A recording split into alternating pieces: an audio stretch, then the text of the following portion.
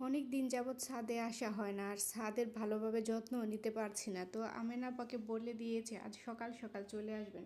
তো আমেনা আপাও সকাল সকাল চলে আসছে, তাই দুজনে মিলে কাজে লেগে পড়লাম। আমেনা আপা বুদ্ধি করে সাথে আরেকজনকে নিয়েও এসেছে, কারণ এত পরিমাণের কাজ জমে গেছে ছাদের। সবগুলো টব চেঞ্জ করতে হবে।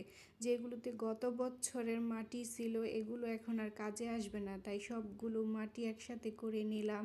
এখানে কোকোপিট, তারপর পিঁপড়ার ওষুধ, ছাই, জৈব সার সব কিছু মিক্স করে নিলাম। এখন আমি এই মাটিগুলা টবে ভরে নিব, কারণ টবের মধ্যে আমার নতুন গাছ লাগাতে হবে। আচ্ছা, এই সময় কোন সবজি গাছ লাগালে ভালো ফলন আসে একটু জানাবেন তো। আর এদিকে দেখুন আমার আগের টবগুলো ভেঙে গেছে, এখন আবার আমার নতুন করে টব নিতে হচ্ছে। আর আকাশেও ওই তো দুইটো প্লেন যাচ্ছে। এত পরিমাণ শব্দ আর এত পরিমাণে রোদ, আকাশের দিকে তো তাকানোই যাচ্ছে না। এদিক দিয়ে দেখুন আমার এই টবগুলোতে মাটি ভরে নিলাম গাছ লাগাবো বলে। আর এবার ভাবছি বেশি বেশি ড্রাগন গাছ লাগাবো, কারণ ড্রাগন গাছে কোনো ঝামেলা নেই। কারণ ড্রাগন গাছে তেমন বেশি যত্ন করতে হয় না, ড্রাগন গাছে বছরে একবার যত্ন করলেই হয়। আর এদিক দিয়ে দেখুন কত মানি প্ল্যান্ট গাছ উঠিয়ে রেখেছি।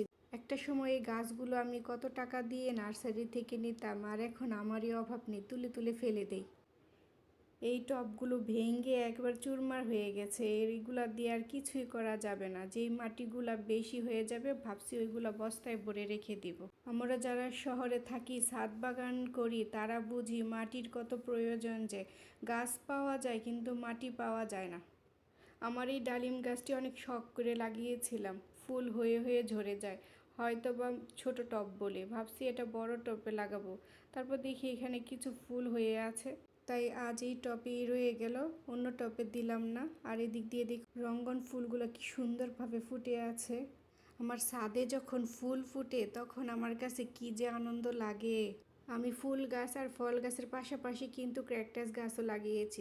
এই ক্র্যাকটাস গাছগুলো একটা সাইড করে রেখেছি, তাই এখানে একটা মাচা বেঁধে নিয়েছি, মাচার উপরে সবগুলো ক্র্যাকটাস গাছ রেখেছি। এই ক্র্যাকটাস গাছগুলো ছোট ছোট টবে লাগিয়েছি, তাই একসাথে করে রেখেছি যেন এগুলা অন্যরকম সুন্দর লাগে দেখতে। এত পরিমাণের রোদ আজ, আকাশের দিকে তো তাকানোই যায় না। আর এই রোদের মধ্যে কাজ করছি, কারণ মাটিগুলো এমনভাবে এলোমেলো করে রেখেছি, যদি এগুলো আজ গুছিয়ে না রাখি তাহলে বৃষ্টি হলে এগুলো আবার সেই আমার ডাবল পরিশ্রম করতে হবে। আমার এই আমড়া গাছটির মধ্যে অনেক দূর্বা গাছ ছিল, তাই এই আমড়া গাছের আমড়াগুলা খুব ছোট ছোট, তেমন পুষ্টি পায়নি, তাই মাটিগুলো একটু এলোমেলো করে দিয়েছে আর গোড়াটা পরিষ্কার করে দিয়েছি। আর এখানে দেখুন ঘাস যে কত হতে পারে, আমি গাছগুলো পরিষ্কার করে শেষ করতে পারি না। এই ড্রাগন গাছটাও আজ টপে লাগিয়ে দিব। আমেনা পায়ে দিক দিয়ে ক্যারেটের মধ্যে সুন্দরভাবে সিমেন্টের বস্তা দিয়ে নিচ্ছে, যেন নিচে আর বালি না পড়ে, এই সিমেন্টের বস্তার মধ্যেই থেকে যায়। তো সুন্দর করে বিছিয়ে এর মধ্যে মাটি দিয়ে নিবে। আচ্ছা, আপনারা ক্যারেটের মধ্যে কি কি গাছ লাগান অবশ্যই জানাবেন। অবশেষে আমার সবগুলো গাছ লাগানোর শেষ, আর কিছু মাটি বেঁচে গেছে, ওইগুলো আমি বস্তায় ভরে নিয়েছি। এখন ছাদে পানি দিয়ে ভালোভাবে একবারে ধুয়ে পুছে পরিষ্কার করে নেব। আমি তো মাত্র 4 মিনিটের ভিডিওটা আপনাদেরকে দেখাচ্ছি, কিন্তু এই ছাদটা পরিষ্কার করতে প্রায় 3 ঘন্টার মতো লেগে গেছে। আমার এই ছাদ বাগানটা আজ ঝকঝকে পরিষ্কার করে নিচ্ছি। আর এই খালি টবগুলোতে কখন কি গাছ লাগাবো অবশ্যই ভিডিওতে দেখতে পাবেন।